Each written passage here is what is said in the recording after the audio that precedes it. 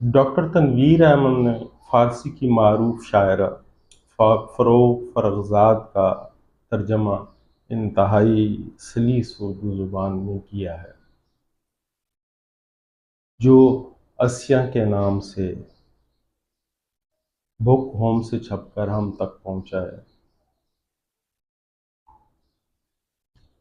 فروغ فرخزاد فارسی کی مشہور شاعرہ ہیں۔ ان کی انقلابی اور سیاسی شاعری پر انقلاب ایران سے قبل پابندی عائد تھی، لیکن انقلاب آنے کے بعد بھی ان کے کلام پر جزوی پابندی موجود ہے۔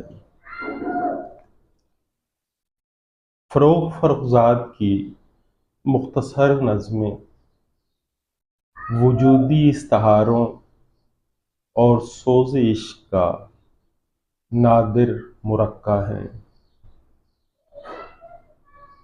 فارسی کی ایک مختصر نظم یا نظم کے ٹکڑے میں وہ کہتی ہیں: فروخواندم بگوشش قصہ عشق، فروخواندم بگوشش قصہ عشق، ترا می خواهم ای جانانه من، ترا می خواهم ای جانانه من، ترا می خواهم ای آغوش جان بخش، ترا می خواهم ای آغوش جان بخش، ترا اے عاشق دیوانہ من۔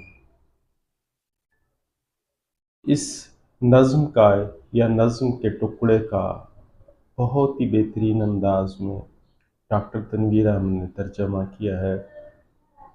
ان کانوں میں چپکے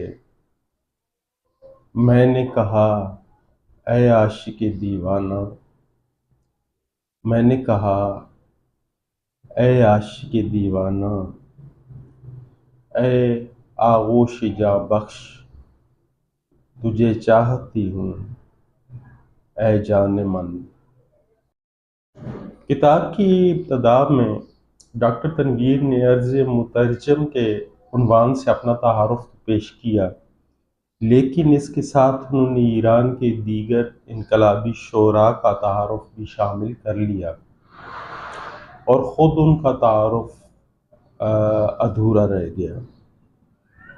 انہوں نے یہ تو لکھا کہ وہ کب ایران گئے، مگر اس کا تفصیلی ذکر نہیں کیا کہ وہ وہاں کتنے عرصے تک مقیم رہے اور کب واپس آئے۔ کتاب کے پچھلے صفحے پر بھی، جسے ہم بیک ٹائٹل کہتے ہیں، تھوڑا سا تعارف موجود ہے، لیکن اس سے یہ اندازہ لگانا کچھ مشکل نہیں کہ انہوں نے فارسی زبان میں کتنے اچھے طریقے سے ترجمہ کیا ہے اردو میں، وہ لائق صد تحسین ہے۔